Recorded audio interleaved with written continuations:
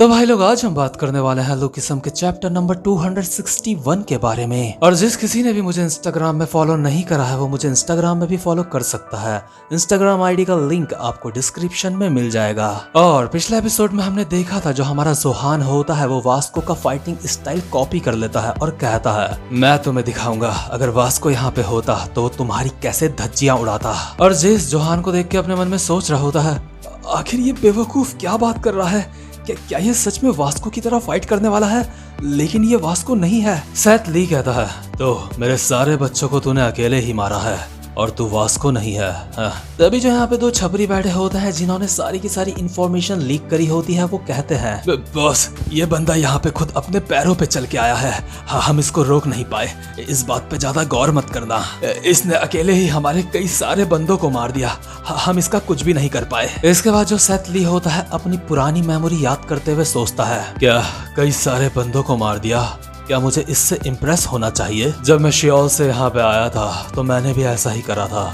मैंने इनकी पूरी गैंग को अकेले ही मारा था। मैंने उस इंसान को वादा करा था एक ऐसी चीज है जिसकी मुझे हमेशा रक्षा करनी है। और यार जिस इंसान की सेथ ली बात कर रहा होता है हम देखते हैं ये बंदा एक सोफे में बैठा होता है लेकिन हमें इसकी शक्ल नहीं दिखाई जाती। ये बंदा कहता है जाओ शियोल से बाहर जाओ और वहाँ पे अपनी एक नई गैंग बनाओ। सेथ अपने मन में कहता है उस इंसान ने मेरे ऊपर भरोसा करा है, अब मैं पीछे नहीं हट सकता। और अभी हम देखते हैं सेथ और जोहान की फाइट स्टार्ट हो चुकी होती है। इन दोनों के मुक्के आपस में बज रहे होते हैं। सेथ कहता है अरे तुझसे तो मैंने कुछ ज्यादा ही उम्मीदें लगा ली थी लेकिन तू तो कुछ भी नहीं है। उम्मीद करता हूँ वास्को द मॉन्स्टर तुझसे तो बेहतर ही होगा। सच में कितनी ज्यादा शर्म की बात है, तू बहुत ज्यादा कमजोर है। और यार जिस तरह से सेथ अपने अंगूठे से लोहे की सरिया मोड़ता है अभी उसी तरह से वो जोहान के अंगूठे को मोड़ रहा होता है। और आप समझ ही सकते हो जब ये बंदा सरिया अपने अंगूठे से मोड़ सकता है तो इसके लिए जोहान का अंगूठा कोई ज्यादा बड़ी बात नहीं होगी। सेथ के गैंग के बंदे कहते हैं उन्होंने अपना मेटल क्रशिंग स्टार्ट कर दिया है, आज तक इससे कोई भी उंगली नहीं बच पाई है किसी की भी। और जेस हैरान हो गया अपने मन में सोच रहा होता है नहीं ये सब कुछ खत्म हो गया, अब जोहान की बॉडी इतनी ज्यादा स्ट्रांग नहीं है, वो वास्को की तरह फाइट नहीं कर सकता। भले ही जोहान वास्को की स्किल्स कॉपी कर सकता है लेकिन उसकी ताकत और बॉडी की नकल वो नहीं कर सकता। सेथ कहता है तेरी उंगलियां बहुत ज्यादा प्यारी है, लगता है जैसे ये टूटने के लिए ही बनी है। और सेथ ने भी जोहान का अंगूठा काफी ज्यादा मोड़ दिया होता है। सेथ कहता है तेरी बॉडी बहुत ज्यादा नाजुक है, अगली बार वास्को को कहियो कि यहाँ पे वो खुद आए। जेस चिल्लाता है नहीं जोहान। लेकिन यार तभी अचानक से जो हमारा जोहान होता है सेथ ली का ही अंगूठा मोड़ देता है और कहता है क्या वास्को क्या बोल रहा था तूने ऐसा सोच कैसे लिया कि मैं उस बेवकूफ की तरह फाइट नहीं कर पाऊंगा? सेथ हैरान होकर अपने मन में सोचता है क्या इसने मेरे फिंगर क्रंचिंग अटैक को उल्टा मेरे ऊपर ही मार दिया, ये हरामजादा, मैं इसे नहीं छोड़ूंगा। और सेथ ली एक मुक्का मारता है जोहान के मुंह पे, लेकिन साथ ही साथ में जोहान भी सेथ के मुंह पे एक मुक्का मारता है। इसके बाद हम देखते हैं इन दोनों का मुकाबला काफी हद तक टक्कर का हो रहा होता है। अभी एक मुक्का अगर जोहान सेथ के मारता है तो सेथ भी एक मुक्का जोहान के मारता है। बट हैरानी वाली बात यह होती है कि जोहान के मुक्कों से सेथ की हालत खराब हो रही होती है लेकिन सेथ के मुक्कों से जोहान को कुछ भी खास फर्क नहीं पड़ रहा होता। जोहान फाइट करते करते कहता है मुझे बस ऐसे कुत्तों की तरह फाइट करना बिल्कुल भी पसंद नहीं है। और जोहान एक घुटना मारता है सेथ के पेट में जिससे उसकी हालत खराब हो जाती है। सेथ अपने मन में सोचता है सीरियसली कि क्या ये मुझसे ज्यादा ताकतवर है? इसके बाद जोहान सेथ का सर पकड़ता है और उसके मुंह पे अपने पैर का घुटना दे मारता है और कहता है क्या वास्को इसको इसी तरह से करता है? और इसी अटैक के साथ जो सेथ होता है जोहान से फाइट में हार जाता है। लेकिन अनकॉन्शियस होते होते सेथ अपने मन में सोचता है इसका मतलब इसका शरीर कमजोर नहीं है। और अभी जो सेथ के साथ के बंदे होते हैं चिल्ला रहे होते हैं मिस्टर मैनेजर नहीं, मिस्टर मैनेजर हार गए हैं। और जेस हैरान होकर अपने मन में सोच रहा होता है नहीं ऐसा नहीं हो सकता, जोहान सिर्फ अपनी बॉडी की पावर का इस्तेमाल करके ये फाइट जीत गया। जोहान उस समय से काफी ज्यादा बदल चुका है जब हमारी पहले गॉड डॉग के साथ फाइट होने वाली थी। इसका मतलब तब से लेके अब तक जोहान खुद को स्ट्रांग बनाने के लिए ट्रेनिंग कर रहा था। मतलब यार हमारा जोहान अब पहले से भी काफी ज्यादा ओपी हो चुका है। लेकिन जोहान को इस तरह से फाइट करना अच्छा नहीं लगता, इसलिए भी जोहान कहता है मुझे सबसे नफरत है। और यार अभी जो वो दो छपरी होते हैं जो हॉस्टल गैंग के ही बंदे होके उनकी इंफॉर्मेशन बार बार लीक कर रहे होते हैं, वो जेस के सामने अपने घुटने टेक देते हैं और कहते हैं लॉयल्टी और पार्टनरशिप आपके साथ है, जल्दी से बॉस को जमीन से उठाओ। और ये दोनों जेस को कंधे में उठा लेते हैं अपने। जेस कहता है लेकिन मैं क्यों, मैंने थोड़ी मारा उसे। लेकिन यार ये दोनों इतने ज्यादा हरामखोर होते हैं कि इनको पता होता है भले ही जोहान ने सेथ को मारा है लेकिन मरवाया उसको जेस नहीं है। मतलब कि ये दोनों वो थाली के बैंगन हैं जो वक्त पड़ने पे इधर उधर पलटते रहते हैं। लेकिन तभी जो जोहान होता है वो कहता है वो लड़की जिसके छोटे बाल हैं, जिसने चश्मा पहना है, हमें उसे बचाना होगा, हमें चलना होगा, प्यार के अंधे आजा।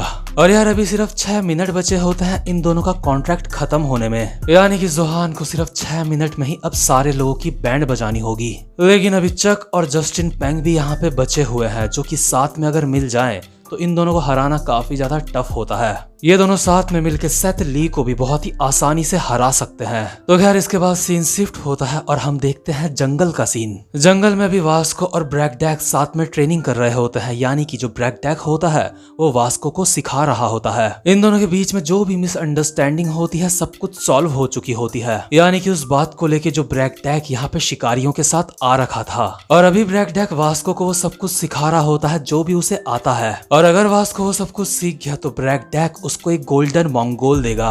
और ये होगी निशानी उस बात की कि वास्को एक कमाल का स्टूडेंट है। और नोटिस करने वाली बात ये होती है जो भालू और भालू के बच्चे होते हैं वो भी इन दोनों की ट्रेनिंग में मदद कर रहे होते हैं। तो खैर इसके बाद सीन शिफ्ट होता है और एक बंदा भागते भागते चक और जस्टिन पेंग के पास आता है और कहता है ब्रांच मैनेजर उनसे हार गए हैं और वो लोग सीधा यहीं आ रहे हैं। वो बड़े कानों वाला बंदा और वास्को नाम का बंदा यहाँ पे बस पहुंचने ही वाले हैं। चक कहता है अच्छा तो ब्रांच मैनेजर हार गया। जस्टिन कहता है इसका मतलब सेथ ली से ताकतवर वास्को है। भाई अब हमारे पास और कोई रास्ता नहीं है, उन दोनों से हमें खुद ही निपटना पड़ेगा।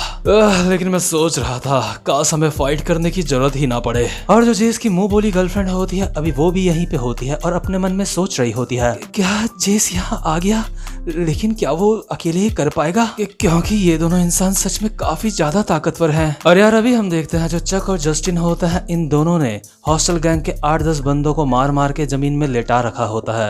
ये इनका एक तरीके से वार्म अप होता है। चक कहता है तुम लोगों को पता है मुझे ये फीलिंग पहले से आ रही थी कि वो लोग हमारे प्लान को खराब करने के लिए यहाँ पे जरूर आएंगे। वो बेवकूफ कहीं के, आखिर उन सालों की हिम्मत कैसे हुई हमसे पंगा लेने की। भाई तैयार हो जाओ, चाहे जे स्पार्क अपने साथ किसी को भी लेके आया हो, इस बात से कोई भी फर्क नहीं पड़ता क्योंकि हम दोनों को कोई भी नहीं हरा सकता। फिर चाहे जे स्पार्क अपने साथ वास्को को ही क्यों ना ले आए।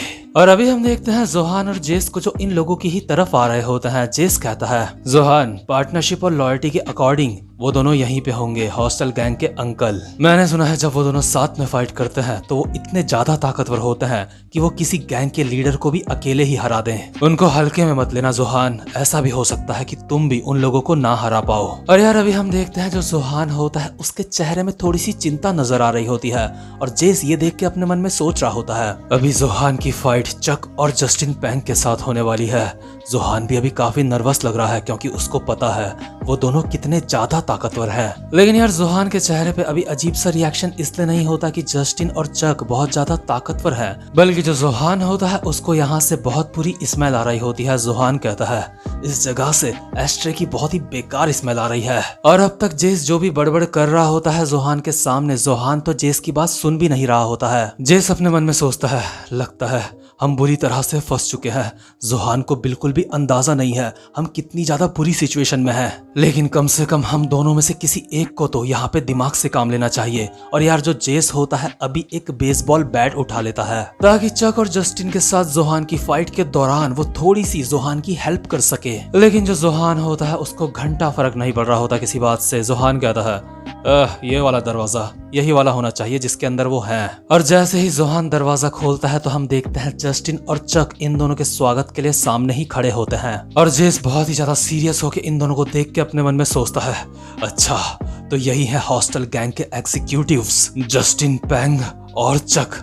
लेकिन एक सेकंड, यहाँ पे मुझे कुछ ठीक नहीं लग रहा है। आखिर ये दोनों हमारे सामने इस तरीके से खड़े क्यों हैं?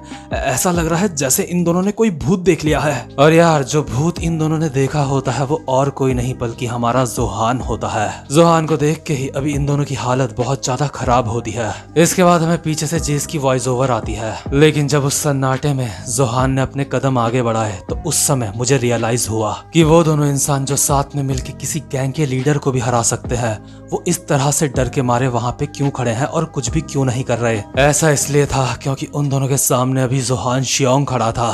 जोहान शियोंग की भोली सूरत देख के एक बारी में फिर से बेवकूफ बन गया था। मैं ये बात भूल गया था कि अभी मेरे साथ कौन है।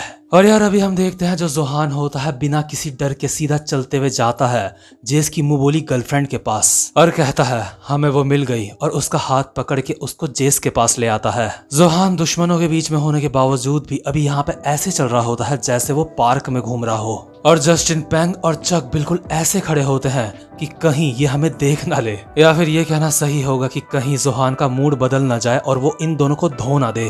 क्योंकि अभी जो जस्टिन और चक होते हैं अपने दिल पे बस एक ही दुआ कर रहे होते हैं कि काश ये बंदा यहाँ से जल्दी चला जाए। और यार, यहाँ पे हमें एक बात बहुत ही क्लियरली बता दी गई होती है कि जोहान शियोंग कोई मजाक नहीं है। ये वो बंदा है जो अकेले ही कई गैंग्स को निपटा देता है।